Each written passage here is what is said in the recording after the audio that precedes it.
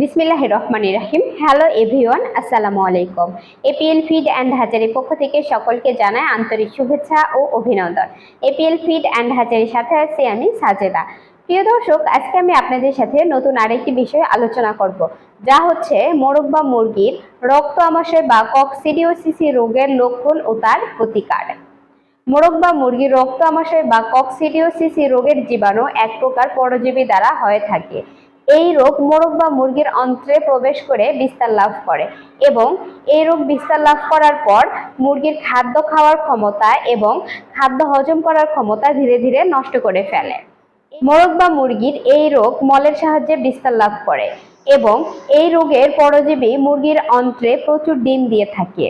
রোগাক্রান্ত মোরগ মুরগি যদি ভিজা মাটিতে মল ত্যাগ করে তাহলে এই রোগের ডিম দীর্ঘদিন ধরে জীবন্ত থাকে এবং কোনো রকমে যদি সুস্থ মুরগি খাবারের সাথে পেটে প্রবেশ করে তাহলে এই রোগ পূর্ণরূপ বিস্তার লাভ করে এবং বাজার থেকে রোগাক্রান্ত মোরগ মুরগি কিনে আনলে এই রোগ খামারে ছড়াবে এবং আশেপাশে আরো অন্যান্য মোরগ মুরগির এই রোগ ছড়িয়ে পড়তে পারে এবং সকল বয়সে মোরগ মুরগি এই রোগে আক্রান্ত হতে পারে।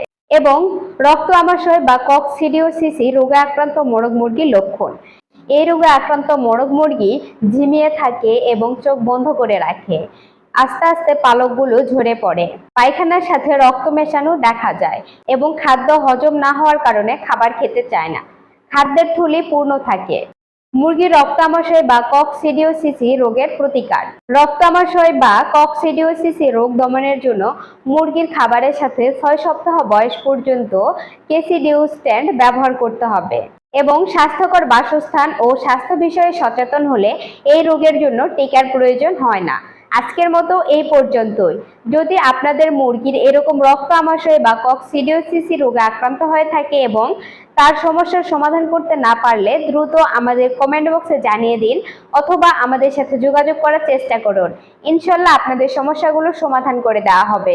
এবং আমাদের চ্যানেলের সকল ভিডিও নিয়মিত সবার আগে পেতে চ্যানেলটি সাবস্ক্রাইব করুন ও বেল আইকনটি বাজিয়ে দিন।